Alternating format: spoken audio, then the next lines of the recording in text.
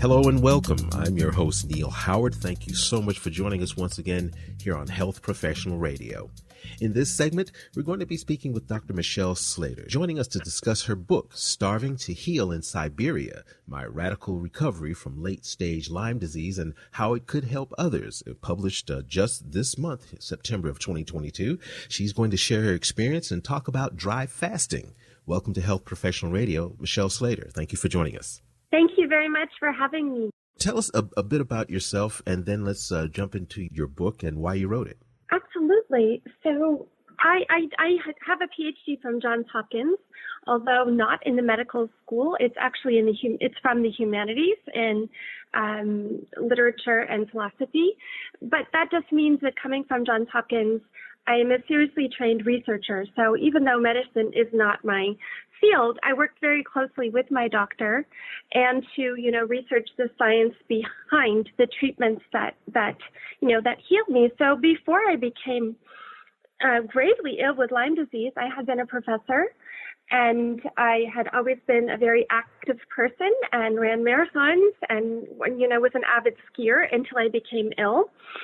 So that was my background before I wrote the book. And then I was very motivated to help others to make similar recoveries to the one that I had made. How did you contract Lyme disease in the first place? So I was bitten by a tick, and but the problem with testing for Lyme disease and even diagnosing it is that the classic erythema migrans, the bull's eye rash, which is said to show up in about 70% of Lyme patients, it's actually many people don't get it, and I was one of the ones who didn't, and my case was really far advanced before I actually knew that I had Lyme. What were some of the symptoms that prompted you to get help on a scale much more than you had in the past? So I had trouble with my memory. I was having a hard time finishing my sentences, which is very dangerous for my line of work as a professor. I had chronic fatigue that was becoming chronic. I was starting to experience joint pain and even migraines, which is something that I had never experienced before. So I embarked on a lengthy process of testing, and it did take some time actually to be diagnosed. And by the time that I was diagnosed with late-stage neurological Lyme disease, because about 10% of patients develop this neuroborreliosis, so it became neurological. What led you to dry fasting? What is that, and what led you to it? Yes, well, I would have to say a couple of things. That I first embarked on a years-long journey to receive allopathic treatments from the best doctors, the best Lyme specialists, and I took the standard treatment of heavy doses of antibiotics and antimicrobials, along with a variety of other treatments. And then when that wasn't working, I tried alternative medicine as well, and I worked with several naturopaths. And I came to a point where I felt that my body was absolutely failing, as was my mind, and that it was no longer really inhabitable. So I started really looking for, final options. And it was really sort of a fluke that I came to find dry fasting, and I discovered this doctor in Siberia who is an MD, and he had been treating patients for 30 years through this treatment.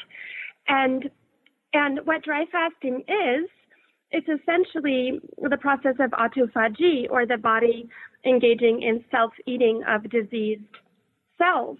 And so what dry fasting entails, which does sound alarming to probably many listeners because it's unknown in this country and there are a lot of myths surrounding it, it's the absence of food and water, all substances. So it's the body does not have any external source of power supply. So in order to incinerate the diseased cells, in order for the body to engage in this process of autophagy, it has to have no food and no water. So the doctor trained me to go off all of my supplements and medications. And I really urge the reader to not try this at home and to only engage in it with, for example, my doctor, Sergey Filonov, accepts patients on Zoom consultations worldwide. And he trained my body to work up to an extended dry fast. And I had gone from bedridden to then able to, as I called it, shine and bounce and return to all of my former activities after dry fasting. And I never thought that would be possible. Starving to heal in Siberia, my radical recovery from late-stage Lyme disease and how it could help others. What was it that motivated you to turn this, sounds like a very strenuous and hard journey, into a book? What motivated me was that I understood that my healing was so radical and so complete. And I know that, there are millions of sufferers of not only Lyme disease, but autoimmune disorders and these sort of mystery diseases that people have a very hard time recovering from. And I wanted to be able to help as many people as possible. So that was really my primary motivation in writing this book. And I did work very closely with my doctor to spell out the protocol to safely prepare for this kind of treatment. I included recipes, I included the science behind dry fasting, and of course, the memoir part of it, which was my own journey. But I did it just really because I wanted to pay it forward. Chapter 2 of your book jumps right into your considering suicide. When did you notice the links between chronic illness and considering suicide? Yes, that's an excellent and difficult question. And what I would say is that, I had a strong will to live, and I tried every treatment possible. I kept researching treatments. I kept trying treatments. Even if they didn't have peer-reviewed studies supporting them, I was willing to try. And when I came to the point that I could really no longer get out of bed and lead any kind of life that was meaningful, that was productive, and I was in constant pain, I thought that I no longer had a life to live. And what I discovered is that actually there are about 1,200 suicides in the U.S. that are attributed to Lyme disease, and that there is a link between these inflammatory cytokines that leads to depression. And I do not think that was my case. I did not feel depressed. I just had the rational thought that my body was no longer inhabitable. But there are many people who experience suicidal thoughts as a result of the inflammatory cytokines. This is what some studies have shown. Tell us how your book can help others who are suffering from chronic illness and how it can help doctors who have those patients that are chronically ill. Absolutely. So for instance, I did send an advanced reader copy to one doctor, Dr. Neil Nathan, who's the author of the book Toxic, and he was so pleased to receive it because he writes in his book that he had patients who he did not know how to treat with the advanced Lyme disease, and he said he was going to try the treatment himself.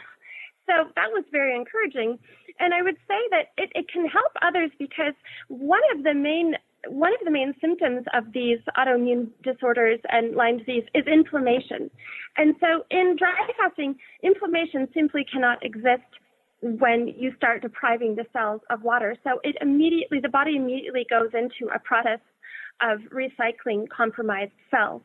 So I think the surge in energy, the boost in the immune system, and the simple process of autophagy can really lead to a radically changed life for the better. Well, and where can our listeners get a copy of your book? It's available. Starving to Heal is available wherever books are sold. It's on Amazon and it's on Barnes and Noble. There are a variety of ways to find it. Also in audiobook format, I wanted to point out because I know that some people who are suffering from Lyme disease that actually have lost the ability to read like I had. So I really wanted it to also be an audiobook, so it's available that way as well. It's been a pleasure speaking with you this morning. Thank you so much for your time. Thank you for having me, Neil. You've been listening to Health Professional Radio. I'm your host, Neil Howard, in conversation with Michelle Slater. Audio copies of this program are available at hpr.fm and healthprofessionalradio.com.au. You can also subscribe to the podcast on iTunes, listen in, download at SoundCloud, and be sure and subscribe to our YouTube channel at youtube.com/Health Professional Radio.